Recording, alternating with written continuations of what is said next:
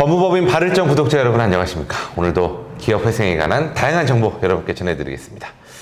자, 먼저 변호사님, 저 궁금한 게 있는데 이 기업 회생의 문의야 뭐 1년 내내 들어오겠지만 언제 주로 좀 많이 들어오나요?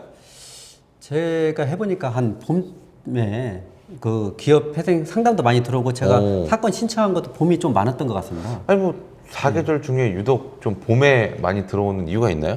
대부분 이게 회생 들어가는 원인 중에 하나가 그 대출 만기, 뭐 보증서 만기 이때쯤 그 만기 때 연장이 안 되니까 들어오는 거거든요. 네, 근데 예. 회사들 같은 경우는 대부분 만기가 뭐 봄 이후 정도가 되는 모양이에요. 그래서 그때쯤만 많이 들어오더라고요. 아, 그렇군요. 예. 한 해를 시작하는 지금쯤에서 준비를 하시면은 좀 더 안정적이고 계획적으로 또 회생 절차를 밟을 수 있지 않을까 생각이 드네요.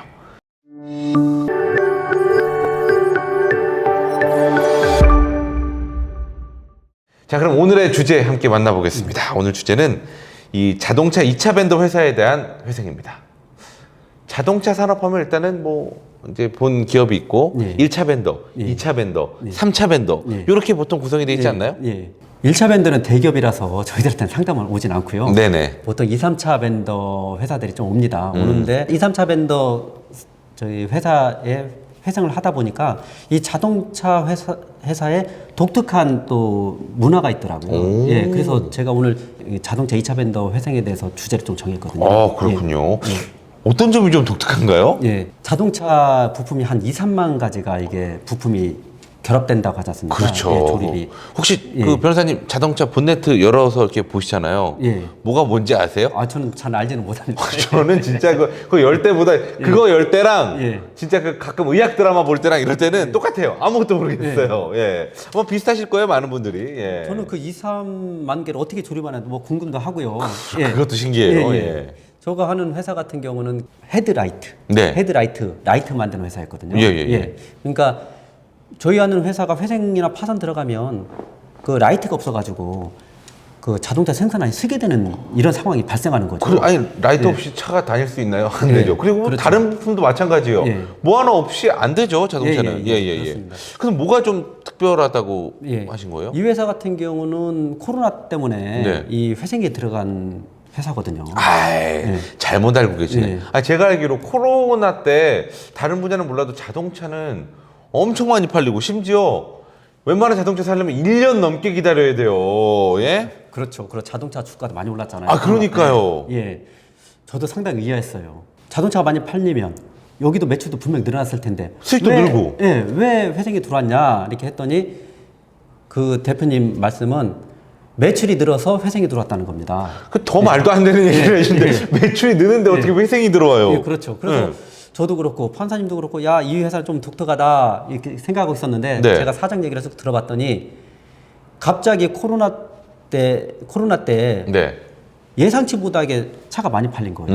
누구든지 경기가 안 좋아서 차가 안 팔릴 줄 알았거든요. 근데 예상치 못하게 차가 많이 팔리고, 근데 이 회사 같은 경우는 평상시 차가 많이 안 팔릴 걸 대비해서 재고를 많이 안 쌓아놨어요. 예. 재고를 많이 안 쌓아놨죠. 그 다음에 1차 밴드에서 납기일을 무조건 지켜라 하니까 이 자동차 회사 같은 경우는 납기일이 뭐 생명과 같은 모양입니다. 그렇죠. 예, 무조건 지켜야 되니까 2차 밴드 손해를 보더라도 납기를 지켜야 되는 거예요. 그러니까 무리를 해서 공장을 예. 돌렸다는 그런 말씀이신가요? 예, 그래서 대표적으로 돈이 많이 들어가는 데가 어디냐.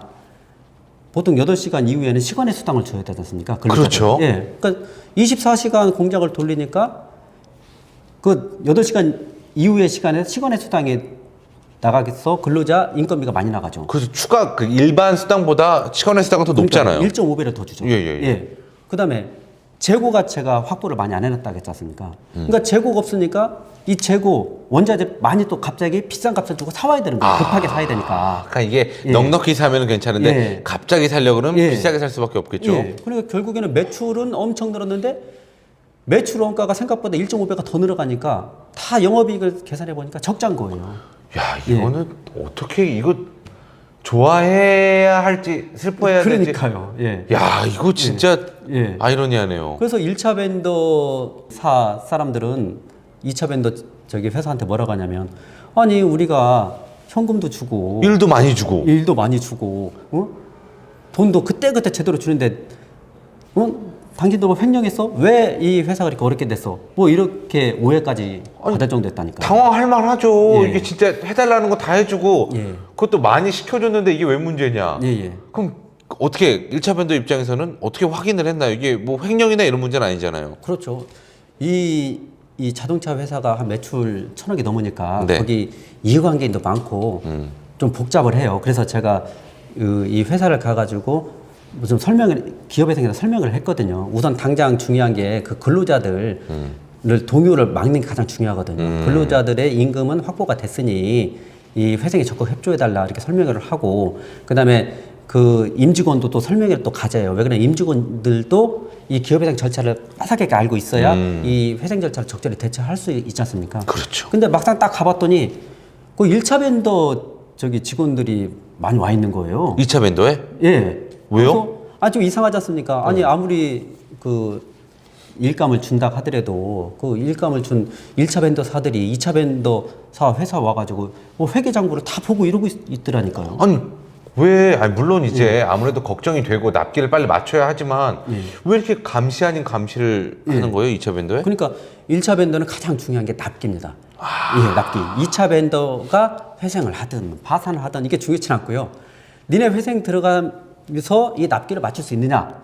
그러니까 매출에 대한 자금은 빨리빨리 우리가 선지급하겠다. 그다음에 그 원자재, 예. 원자재 구매 대금도 선지급하고, 그다음에 원자재를 납품하는 3차 밴더한테 자기들한테 보증까지 서주겠다. 근데 이런 케이스가 흔한가요? 이런 경우는 거의 없죠. 네. 이런 경우는 거의 없죠. 대부분의 회생 회사들은 예. 그 운전 자금 부족해서 중간에 회생이 어렵게 되는데, 이 회사 같은 경우는 뭐 1차 밴더에서 모든 걸 지원해 주니까요. 돈도 주고 운영자금도 주고 심지어 3차 밴더에 보증도 해주고. 예. 야, 이 회사에서 가장 어려웠던 점이 뭐냐면 그 돈을 3차 밴더한테 지급하는 게 더 힘들었었어요. 그 왜 그러냐면 이게 법률적인 문제긴 한데 그 이미 회생 개시 결정 전에 이미 발생된 채권 회생 채권이라서 변제가 불가능해요. 변제가 불가능하니까 3차 밴더 입장에서는 나 그 돈 안 주면 일 안 해. 납품 안 해. 이렇게 하니까 1차 밴더 입장에서는 돈은 줘야 되는데 줄 돈도 있고 줄 방법이 없는 거죠. 법률적으로 줄 방법이 없는 겁니다. 그래서 저희들이 엄청나게 연구를 해서 회생 채권을 변제하지 않고 다른 방법으로 돈을 지급해서 3차 밴더 쪽을 잘 달래서 이 회생에 잘 적극 참여시켰죠. 이야, 그게 상당히 어려웠어요. 역시. 예. 자, 오늘 들어보니까 정말 독특한 어떤 구조와 방식이 있는 분야가 또 자동차 업계가 아닌가 맞습니다. 생각이 돼요. 예. 특수한 문화 같은 게 존재하는 것 같아요. 맞습니다. 이게 제가 여러 업종의 회사를 해보면 그 업종마다 이게 독특한 문화가 있어서 회생 진행할 때도 그 업종에 맞는 중요한 포인트를 잘 잡아서 이거 끌어나가지 않으면 회생이 성공하기 쉽지 않겠더라고요. 이것도 자동차 산업에 대해서 이게 충분한 이해가 있지 않으면 1차 밴더, 2차 밴더, 3차 밴더의 관계를 충분히 이해하지 못하면 제 생각에는 이거는 대부분의 변호사님이 아마 이게 다루기는 어려운 사건 같더라고요. 네, 그렇군요. 자, 오늘 변호사님과 함께 자동차 2차 밴더 회사에 대한 회생 방법, 절차에 대해서 좀 들어봤습니다. 자, 끝으로 한 줄 평 부탁드릴게요. 네. 회생을 위해서는 각 업종마다 독특한 포인트가 있습니다. 그 포인트를 잘 파악을 하셔서 꼭 전문가 상의하셔가지고 회생을 준비하셔야 성공적인 회생을 이룰 수가 있습니다. 언제든지 궁금한 사항이 있으면 발열적에 문의해 주시기 바랍니다. 성실히 답변 드리도록 하겠습니다. 네. 오늘 좋은 말씀 감사합니다. 수고하셨습니다. 네, 감사합니다.